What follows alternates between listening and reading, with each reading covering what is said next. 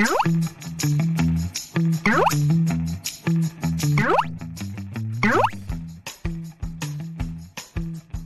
mga katek! Ang issue nito, pagka natin, yan, meron siyang guhit sa gitna na red, na pa-vertical. Tapos, pagka tumatagal, nawawala yung picture. May gagawin tayo, TCL na 55 inches. Ito yung kanyang motherboard, na nakahiwala yung kanyang power supply. Baka may encounter kayo. Tapos may dalawang ribbon. Yung TCL pala na to ay curved TV na. Okay, check natin yung ano naging problema. Ang issue nito, pagka natin, yan, meron siyang guhit sa gitna na red, na pa-vertical. Tapos, pagka tumatagal, nawawala yung picture. Pero buhay yung backlight. Ang issue nito, kadalasan sa panel nang gagaling ang problema. Pwede natin na hindi muna gumamit ng tester, pero dapat naka-standby lang muna yung display natin para safe yung board natin. Okay, safe naman magbaklas ng mga ribbon pagka ganito. Pwede rin tayong magbaklas sana dito sa taas, ubra rin naman, pero ang ginagawa natin ay dito tayo sa top board. Pwede tayong maghugot dito ng isang ribbon muna. Yan, kahit na kalasin natin to ay uubra naman.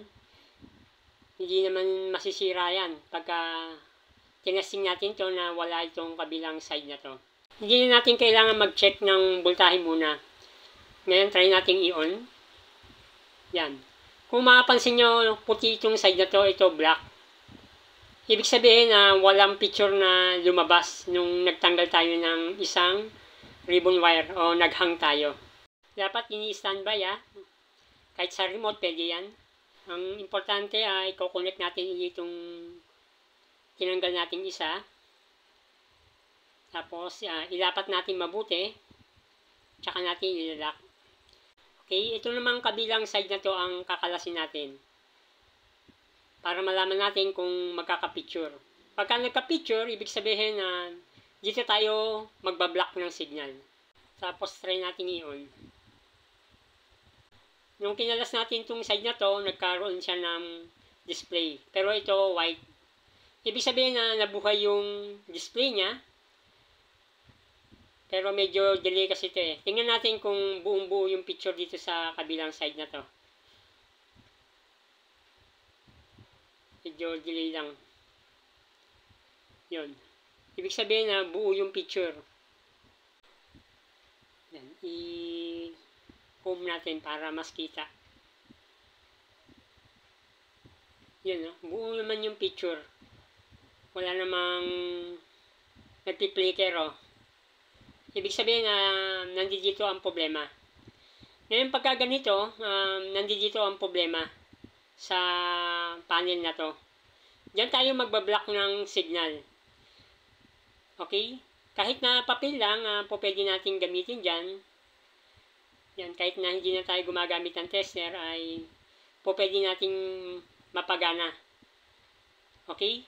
Sa ganitong klase, dito tayo magbablock.